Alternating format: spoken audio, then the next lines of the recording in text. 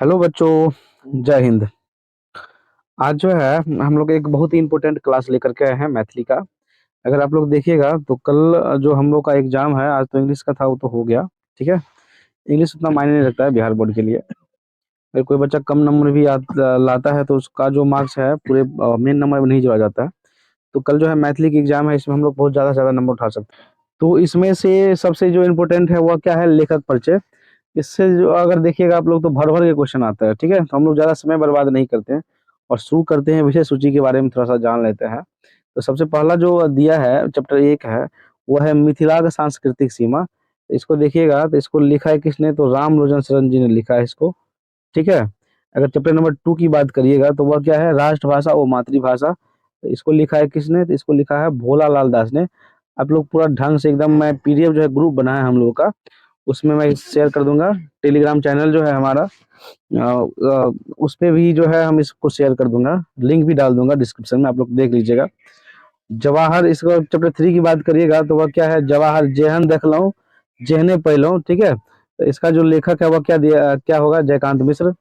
इसके बाद chapter number 4 पे आता है। 4 जो है क्या है, चंद्रमुखी। चंद्रमुखी को लिखा है लिली रे ने। इसके बाद आता है भोजन, तो भोजन को किसने लिखा है, तो राजमोहन झा ने। इसके बाद चैप्टर नंबर अगर 6 की बात करिएगा तो वह क्या, पर्यावरण है। पर्यावरण को लिखा है दिनेश्वर लाल आनंद ने। इसके बाद चैप्टर अगर 7 की बात करिएगा तो है भारतीय संविधान निर्माता डॉक्टर भीमराव अम्बेडकर। इसको लिखा है भाग्य नारायण झा ने। ठीक है। अगर बात करें चैप्टर 8 की तो वह क्या है, क्रैक। तो क्रैक को जो लिखा है वह किसने लिखा है, उमाकांत ने लिखा है। अगर चैप्टर 9 की बात करिएगा तो वह क्या है, भारतीय संविधान स्वतंत्रता संग्राम एवं संविधानक रूपरेखा। इसको लिखा है रत्नेश्वर मिश्र ने। इसके बाद है लेबरा अनहार में एकता इजोत। इसको लिखा है महेंद्र महेंद्र मलंगिया ने। इसके बाद है बाबाक आत्मीयता। इसको लिखा है अशोक ने। इसके बाद चैप्टर 12 की बात करिएगा तो इसमें दिया है भारी छिपा भात। इसको किसने लिखा है, तो विभा रानी ने लिखा है। ठीक है। तो ये तो था गद्य खंड के बारे में। अभी हम लोग आते हैं किसके बारे में, पद खंड के बारे में। देखिए आते हैं तो सबसे पद खंड में जो सबसे पहला चैप्टर है वो क्या है, शिवगीत है। इसको लिखा है विद्यापति ने। ठीक है, किसने लिखा है, विद्यापति ने लिखा है। अगर चैप्टर 2 की बात करिएगा तो चैप्टर 2 पे क्या आता है, देखिए समय साल आता है। समय साल को लिखा है, समय साल को किसने लिखा है, देखिए तो चंदा झा ने लिखा है।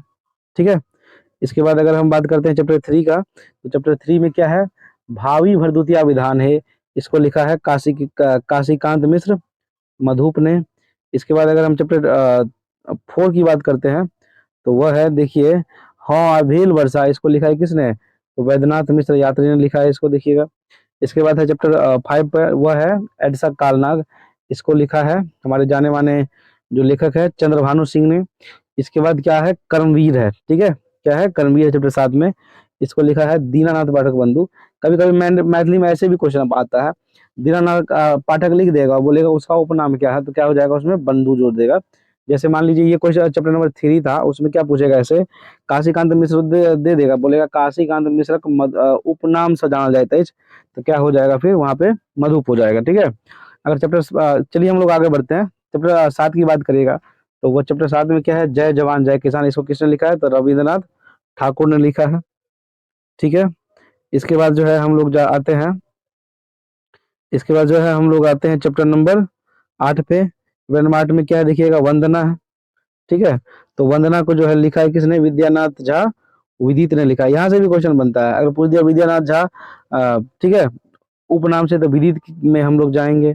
इसके बाद देखिएगा चैप्टर नंबर 9, तो वह क्या है, बच्चा है। तो बच्चा को लिखा है उदय चंद्र झा विनोद ने। इससे भी उपनाम से क्वेश्चन आ सकता है, बोलेगा कि बच्चा का जो लेखक है, मतलब उदय चंद्र झा जी जो है, उनके उपनाम क्या हुए, तो क्या हो जाएगा, विनोद। ऐसे क्वेश्चन पूछेगा, लेखक उदय चंद्र झा का उपनाम अच्छी, तो वहां पे क्या हो जाएगा, फिर विनोद हो जाएगा। चलिए हम लोग आगे बढ़ते हैं, आते हैं चैप्टर नंबर 10 पे। तो चैप्टर नंबर 10 क्या है, रौदी अच्छी। तो रौदी अच्छी का जो लेखक है वो क्या हो जाएगा, बुद्धिनाथ मिश्र। इसके बाद हम आते हैं चैप्टर नंबर 11 पे। चैप्टर नंबर 11 लिखा है हाथ। ठीक है। और हाथ का जो राइटर है वो क्या है, सुकांत सोम। इसके बाद हम लोग आते हैं चैप्टर नंबर 12 पे। चैप्टर 12 का जो शीर्षक है वह क्या है, माँ। ठीक है ना। और माँ का जो राइटर है वह क्या है, तारानंद वियोगी। ठीक है। तो इसके बाद जो है हम लोग बढ़ेंगे आगे। दूसरा जो बुक है उससे भी क्वेश्चन पूछता है, जैसे है प्रेमचंद। ठीक है ना, प्रेमचंद जी जो है बच्चा हिंदी कथा है।